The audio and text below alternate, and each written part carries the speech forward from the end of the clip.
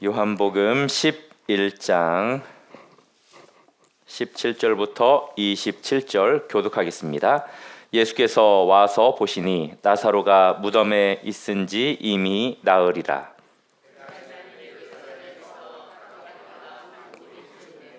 많은 유대인이 마르다와 마리아에게 그 오라비의 일로 위문하러 왔더니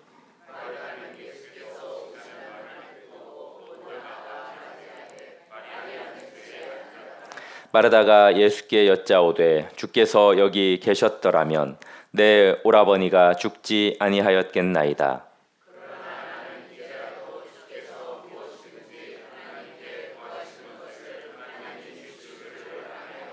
예수께서 이르시되 내 오라비가 다시 살아나리라.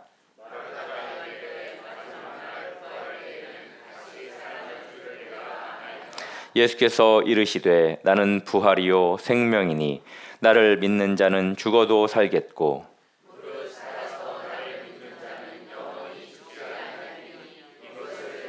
함께요 이르되 주여 그러하외다. 주는 그리스도시요 세상에 오시는 하나님의 아들이신 줄 내가 믿나이다. 아멘. 오늘 이 말씀은 우리 성도님들이 너무나도 잘 아시는 말씀이죠. 어렸을 때부터 신앙생활 했던 분이라면 아주 많이 들었을 그러한 성경 그리고 설교 말씀이라고 생각이 듭니다. 오늘 이 본문에 나오는 나사로 그리고 마르다, 마리아, 이제 특별히 오늘 이 말씀 중에 우리는 이제 예수님과 대화를 나누었던 마르다에 대해서 좀 깊이 살펴보려고 합니다. 마르다는 예수님과 상당히 가깝게 지냈던 인물이었습니다. 예수님을 잘 아는 사람이었어요. 아마 여기에 앉아 계신 분들도 어렸을 때부터 신앙생활을 오랫동안 해왔던 분들이 거의 대부분이신 것 같아요. 어쩌면 마르다만큼 예수님을 많이 알고 있는 분들일 거라고 생각이 드는데 이 마르다를 통해서 우리가 우리 자신을 좀 돌아보는 그러한 시간이 되었으면 좋겠습니다. 본문의 내용들은 잘 알죠. 나사로가 병이 들었습니다. 마르다와 마리아는 예수님에게 사람을 보내서 예수님으로 도움을 받기를 원했습니다. 그렇지만 예수님께서는 그 요청에 즉각적인 반응을 하지 않으셨죠. 이틀 지난 후에 이제 나사로가 있는 곳, 마르다와 마리아가 있는 곳으로 갔습니다. 어떤 상태였습니까? 나사로는 이미 죽었고 죽은 지 벌써 며칠이나 지났습니까? 나흘이라는 그 기간이 지났습니다. 이 예수님께서 나사로가 있는 곳에 왔을 때 마르다와 마리아 중에 누가 예수님을 먼저 맞이했죠? 마르다입니다. 그리고 예수님과 이 마르다는 중요한 대화를 나누죠. 오늘 본문 말씀에 이제 우리가 들어가기 전에 우리 성도님들에게 이런 질문을 한번 드리고 싶어요. 우리 성도님들의 신학이 알고 있는 그 성경적인 지식입니다. 하나님에 대한 지식. 우리 성도님들의 신학이 하나님을 가두고 있지 않습니까? 이 질문을 계속해서 마르다와 예수님의 대화를 생각하면서 자기 자신에게 적용을 해보셨으면 좋겠는데요. 방금 전에 제가 이야기했듯이 마르다는 예수님에 대해서 아주 잘 알고 있었습니다. 우리 본문 말씀 21절, 22절 말씀 다시 한번 읽어보겠습니다. 한 목소리로 시작. 마르다가 예수께 여짜오되 주께서 여기 계셨더라면 내 오라버니가 죽지 아니하였겠나이다. 그러나 나는 이제라도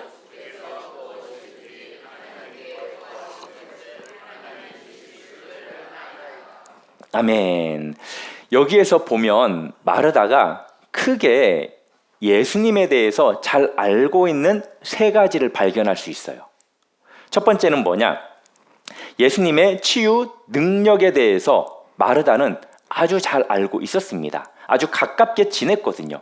예수님께서 수많은 병자들을 그 치유한 사건들에 대해서 봤었던 적도 있었을 것이고 또 들었던 이야기들도 있었을 거예요.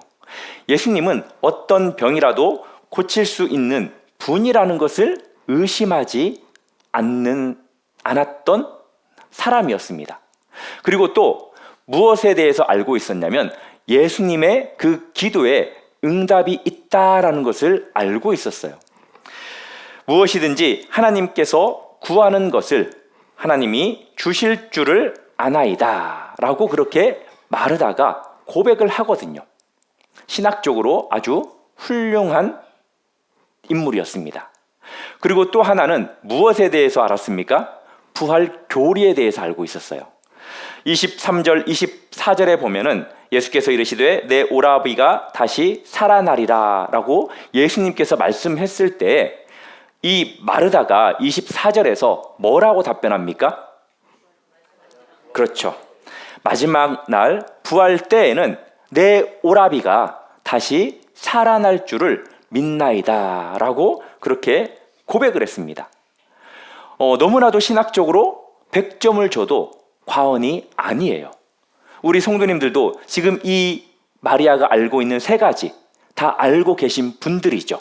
예수님의 치유 능력, 또 하나님께 기도하면 응답이 이루어진다라는 사실, 그리고 우리가 부활하게 된다라는 이 사실, 우리 성도님들도 그런 면에서 신학적으로 몇 점일까요?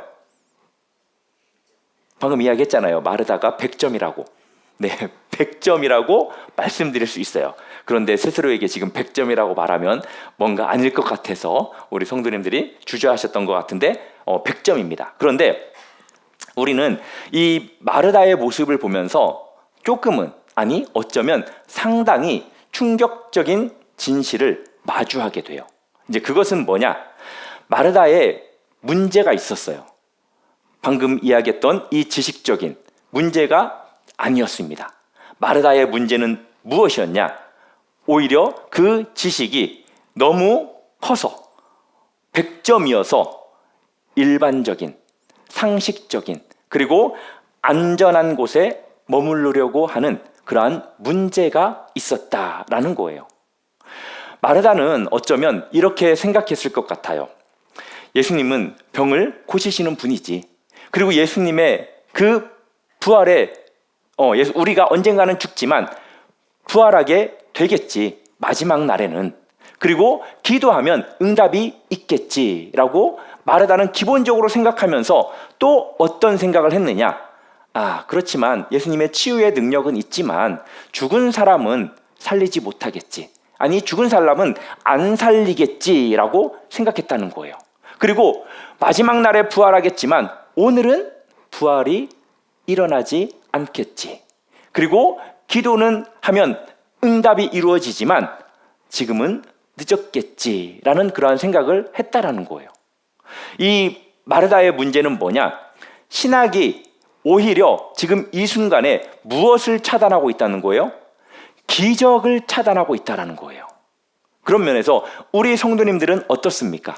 우리 성도님들이 알고 있는 하나님, 우리 성도님들이 알고 있는 예수님, 이것 때문에 하나님께서 역사하시는 그 기적을 차단하고 있지는 않느냐 말입니다. 우리도 알아요. 하나님이 전능하심을. 그렇지만 내가 가지고 있는 이 문제를 해결하지 않는 것을 보니까 하나님이 능력은 있지만 내 문제가 더 큰 것 아닌가? 라는 생각을 한다는 거죠. 그리고 부활을 믿지만 동일하게 마르다처럼 지금은 아니겠지. 또 기도의 응답도 믿지만 지금은 아니겠지. 이번에는 안 되겠지. 라고 생각을 한다라는 거예요. 어떤 면에서는 우리가 부활 교리를 믿으면서도 마르다와 같이 죽은 그러한 인생을 살아가고 있지는 않는가? 우리 자신을 돌아볼 필요가 있다라는 거예요. 이 마르다의 신앙에 한계가 있습니까? 없습니까? 보면은 마르다의 신앙에는 한계성이 지금 여기에서 극명하게 나타나고 있어요. 마리아의 신앙의 한계는 어떤 거냐면, 먼저는 마르다의 신앙은 조건부 신앙이었다라는 거예요. 어떤 조건부였습니까? 예수님이 여기 계셨더라면. 예수님의 능력이 어느 범위 안에 제한되어 있습니까? 이 교회 떠나면 예수님의 능력이 없는 거예요?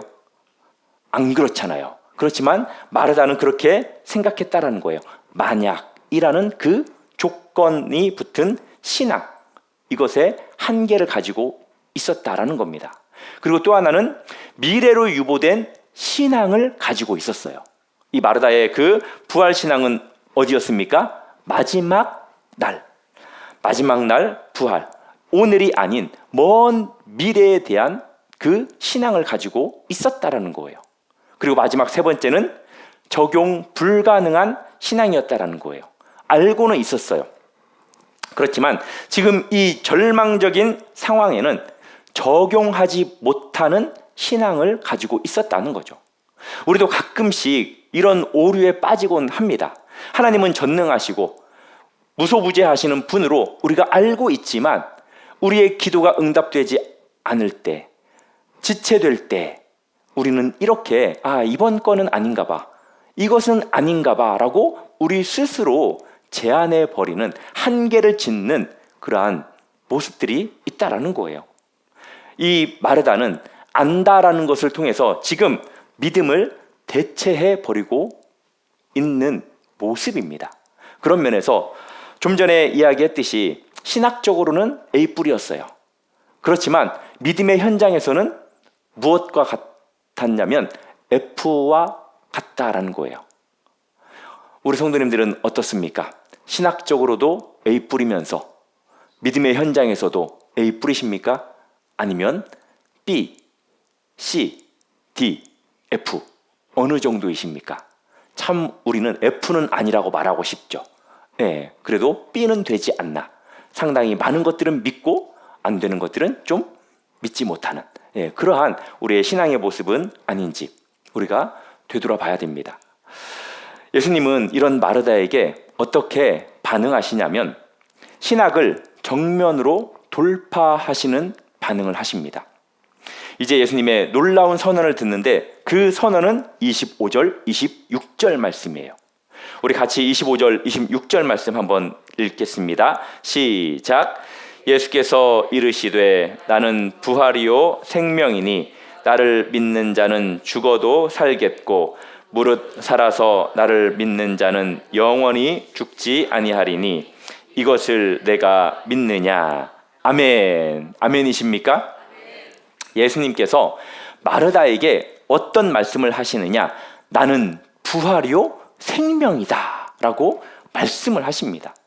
이게 너무너무 어마어마한 말씀이에요.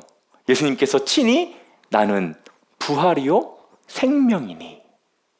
이 예수님의 고백이 마르다의 생각을 다 바꿔버렸어요. 믿으십니까? 첫째, 마르다는 부활을 뭘로 생각했냐면 사건으로 생각했어요. 그렇지만 지금 예수님께서는 부활을 뭐라고 말씀하시냐면 인격이라고 말씀하고 있는 겁니다. 마르다가 이렇게 말했죠. 부활은 마지막 날에 일어나는 사건입니다. 그런데 예수님은 아니다. 내가 부활이다. 예수님 자체가, 예수님의 인격이 부활이다라고 분명히 말씀하고 계신 거예요. 부활은 멀리 있는 것이 아닙니다.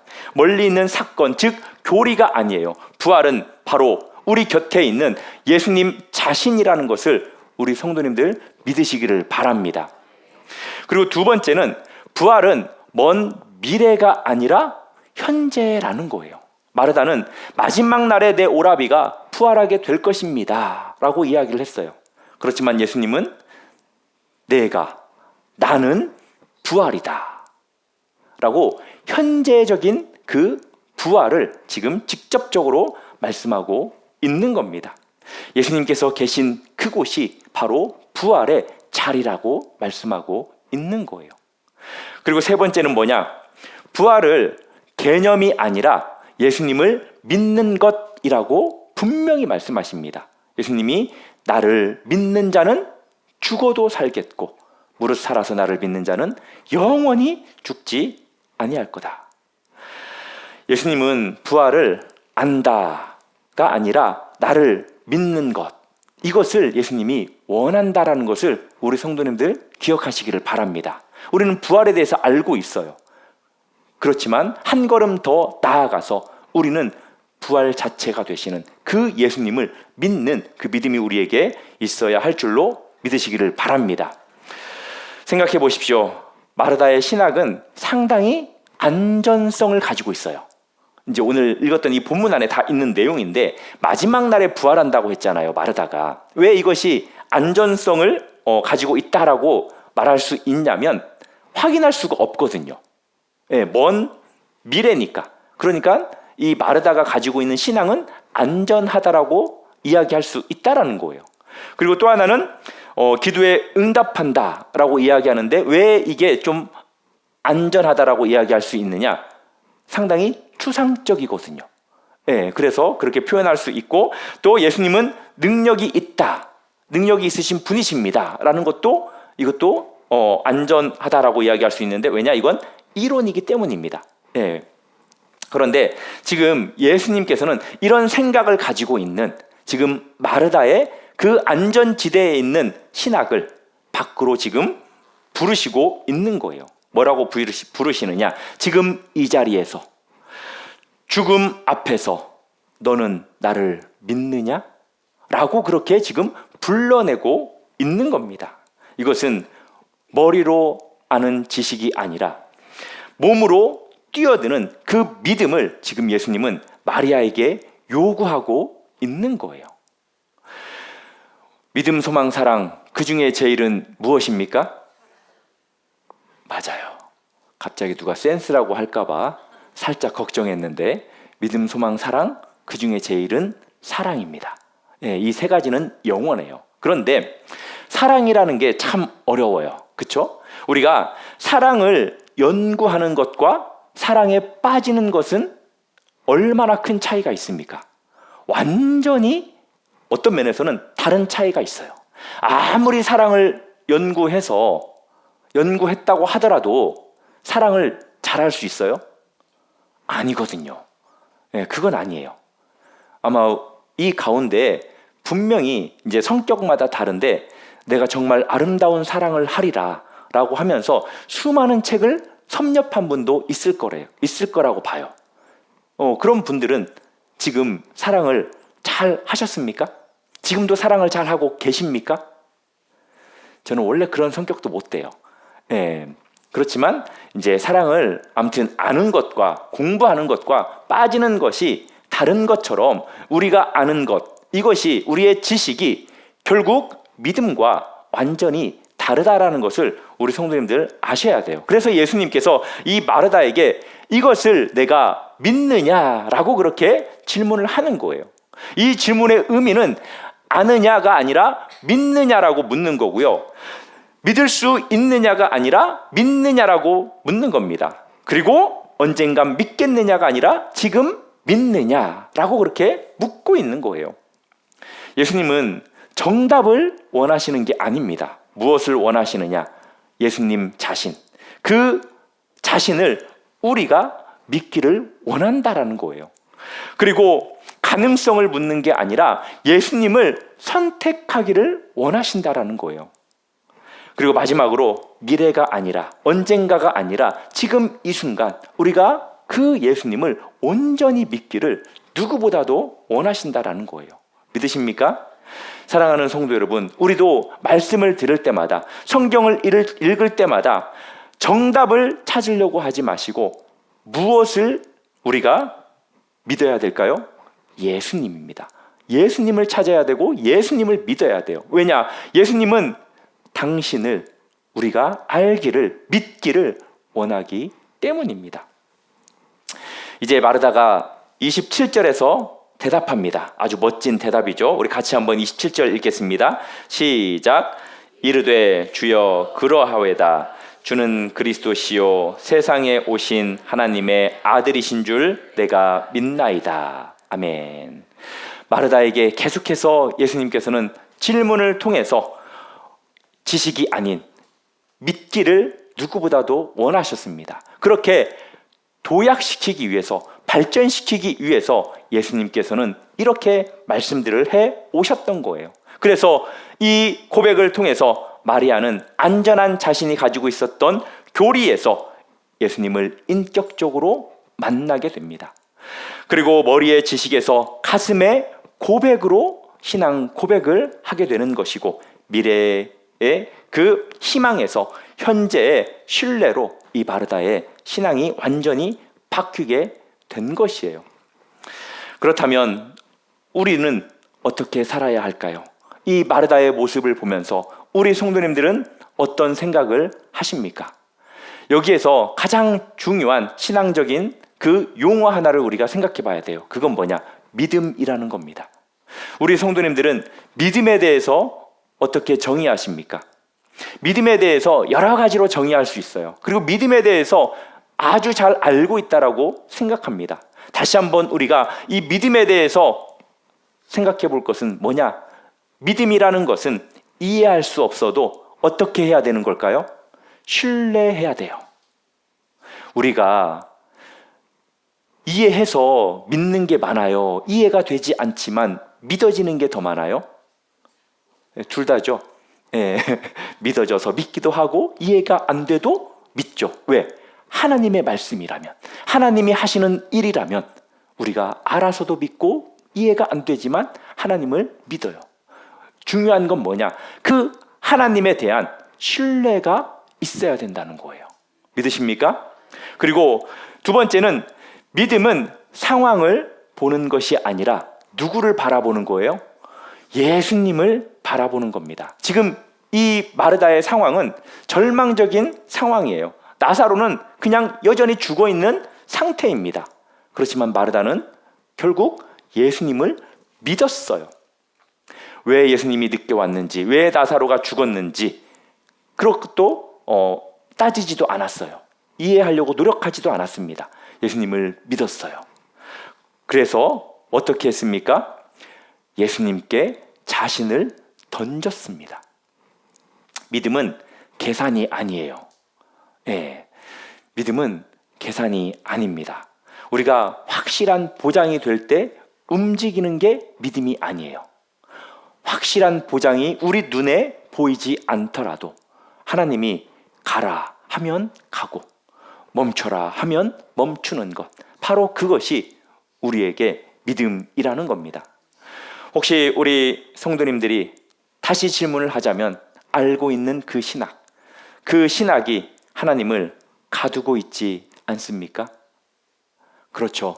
완전히 하나님을 가두진 않지만 어느 정도는 우리가 좀 가두고 있는 그러한 신앙생활을 하고 있다라고 본다는 거예요.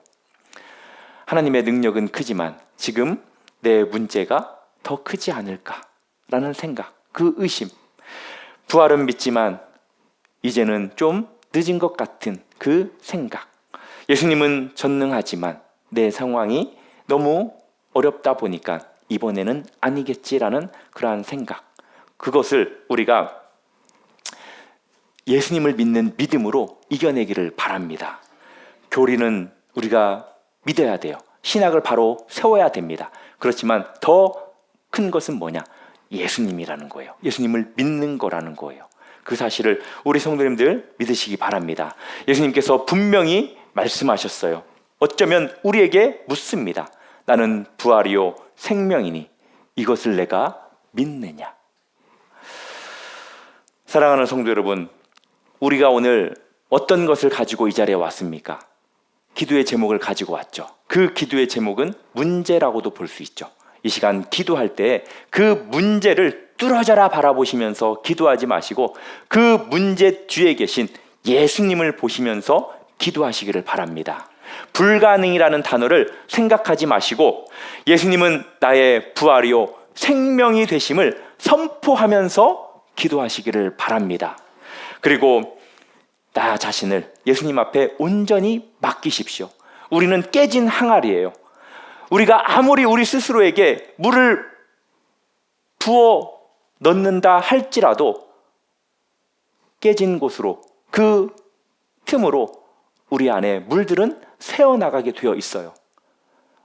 그 깨진 우리 안에 물을 채울 수 있는 방법이 뭐라고 그랬죠?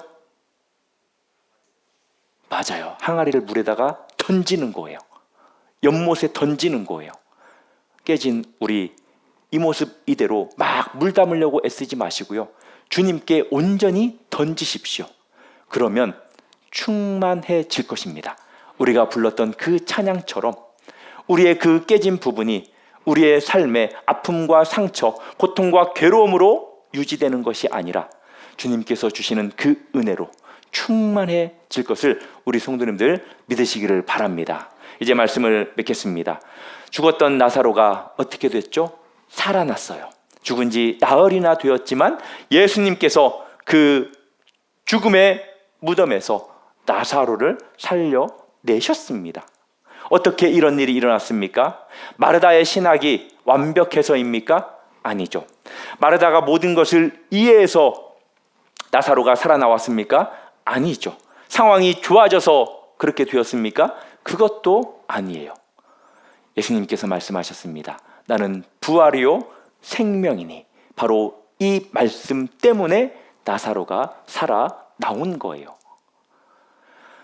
예수님이 지금 우리에게 묻습니다. 나는 부활이요 생명이니 이것을 내가 믿느냐? 우리의 죽어있는 꿈 앞에서 이 질문을 하시고 우리의 끝난 관계 앞에서 이 질문을 던지십니다. 우리의 무너진 그 절망 앞에서, 그리고 우리의 막막한 상황 앞에서 나는 부활이요 생명이니 이것을 내가 믿느냐? 우리 성도님들 어떻게 답하시겠습니까?